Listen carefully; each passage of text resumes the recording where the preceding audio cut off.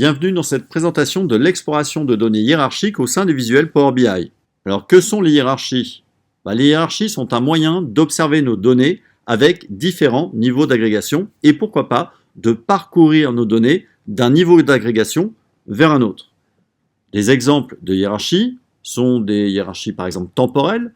On pourrait observer nos données, pourquoi pas de vente, cumulées sur l'année, puis pourquoi pas pour cette année descendre au niveau des trimestres, puis pourquoi pas pour un trimestre descendre au niveau des mois. On pourrait aussi imaginer observer les mêmes données de vente, mais cette fois-ci par pays, puis pour un pays, aller voir ces données de vente par région, puis pour une région, aller voir les données de vente par ville. Et on peut comme ça imaginer une multitude de hiérarchies. Alors dans Power BI, ces hiérarchies, elles seront soit explicites, soit implicites. Observons déjà la création d'une hiérarchie explicite. Nous sommes ici dans Power BI Desktop et nous utilisons une base de données qui est AdventureWorks DW 2020, une base de données exemple fournie par Microsoft et qui représente un entrepôt de données d'une société fictive qui vendrait des vélos. Donc on s'intéresse à ces ventes qui sont présentes dans une table de faits qui s'appelle Fact Reseller Sales, que nous voyons ici, et on va pouvoir observer ces ventes sous différents axes. Ces axes seront les dates, les employés, la géographie et les catégories de produits. Nous allons nous intéresser ici, pour commencer, à une hiérarchie déjà existante. Elle a été créée par Microsoft dans la table d'IMDAT. Cette hiérarchie, la voici, elle est associée au champ Full Date Alternate Key et en fait, elle est composée de l'année, du trimestre, du mois et du jour. Mais nous pourrions très bien souhaiter créer notre propre hiérarchie et nous allons le faire avec la table d'IMGeography. Dans la table d'IMGeography, on observe la présence d'un champ French Country Region Name, qui représente le pays, d'un champ State Province Name, qui représente la région, et d'un champ City, qui représente la ville. Eh bien, sur le champ French Country Region Name, on peut demander la création d'une hiérarchie. La hiérarchie est créée et porte le nom du champ qu'on a utilisé comme premier niveau. On peut renommer la hiérarchie. Je vais la renommer ici Géo. Et maintenant que notre hiérarchie a été renommée, on peut s'intéresser au niveau 2 de cette hiérarchie, qui serait le State Province Name, et demander à l'ajouter à la hiérarchie Géo. Et on va faire de même pour le niveau 3, désormais, City, qu'on va également ajouter à la hiérarchie Géo. Voilà, on dispose donc désormais de deux hiérarchies, une hiérarchie qui représente la géographie, une autre qui représente le temps. On va essayer de les employer. Il s'agit ici de poser un graphique de type Clustered Column Chart, d'indiquer que la valeur observée sera le Sales Amount, et ça va devenir l'axe des Y. Donc pour l'instant, nous n'avons qu'une seule barre. Et derrière, ce qui va nous intéresser, ça va être de pouvoir observer ça sous différents niveaux hiérarchiques. Alors pour cela, au lieu de glisser un seul champ dans l'axe des X, on va glisser une hiérarchie. Si dans DIMDAT, nous prenons cette hiérarchie déjà pré-créée et que nous la glissons en axe des X, on le voit, notre graphe nous présente les données par année. À l'heure actuelle, on ne voit rien des trimestres, rien des mois, rien des jours, mais c'est quelque chose que l'on va découvrir quand on va apprendre à explorer. Donc on peut glisser toute notre hiérarchie en lieu et place d'un champ, d'un deuxième champ, d'un troisième champ. Après avoir vu la création explicite des hiérarchies, et avant de les parcourir, ces hiérarchies, expliquons quand même que ces hiérarchies pourraient être également implicites. Nous avons créé à l'instant une hiérarchie, mais on va s'en séparer là de nouveau, et on va simplement exposer le fait qu'une hiérarchie pourrait être aussi implicite si on prend les champs les uns après les autres. On pourrait très bien imaginer ici prendre l'année, la glisser. À ce moment-là, j'ai un graphique qui me représente les montants de vente par année et on pourrait s'en arrêter là.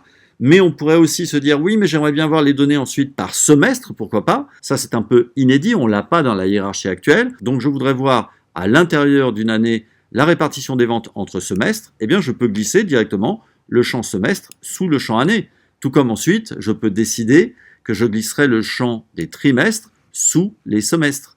Donc, on est en train de constituer une hiérarchie, mais implicite, parce qu'on a glissé les champs les uns après les autres. Maintenant, l'intérêt, c'est qu'on peut très facilement se construire une situation hiérarchique, même si on n'a pas anticipé par la création d'une vraie hiérarchie. Le regret par contre, c'est que si on ne crée pas de vraie hiérarchie, chaque fois que dans un visuel, on a besoin du calendar year, du calendar semester et du calendar quarter, on devrait les reglisser un à un. Tout l'intérêt de la hiérarchie, c'est son aspect réutilisable. Maintenant que nous avons compris ce que c'était qu'une hiérarchie, c'est-à-dire un assemblage de niveaux d'observation et qu'elle pouvait être créée explicitement ou implicitement, comment allons-nous les parcourir?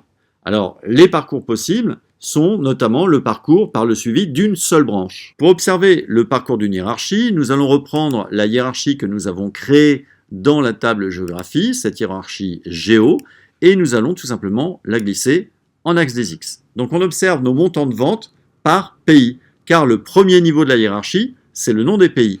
Mais si maintenant je m'intéresse aux États-Unis, je vais devoir cliquer sur la flèche vers le bas qui est en haut à droite de notre visuel, et une fois qu'il est cerclé de noir, je peux cliquer sur une barre. Il me détaille alors ici les montants de vente pour tous les États des États-Unis, et si je m'intéresse par exemple à la Floride, eh bien il me détaille les montants de vente pour toutes les villes de Floride. Alors pourquoi disons-nous ici que nous parcourons une branche? Eh bien tout simplement parce qu'en fait, à chaque fois, en amont, il n'y a qu'un seul élément sélectionné. On est sur un seul pays, les États-Unis, un seul État, la Floride, et on voit donc toutes les petites branches qui partent de la branche États-Unis-Floride. Nous ne parcourons qu'une branche. Si nous voulons remonter sur cette branche, il suffit d'utiliser le bouton flèche vers le haut qui nous permet de remonter jusqu'au tout premier niveau. Mais les parcours hiérarchiques pourraient être aussi le fait d'un développement des branches, et pas d'une branche, mais des branches. Si je m'assure ici que la flèche vers le bas est bien active, eh bien je vais pouvoir utiliser les deux icônes double flèche ou fourchette.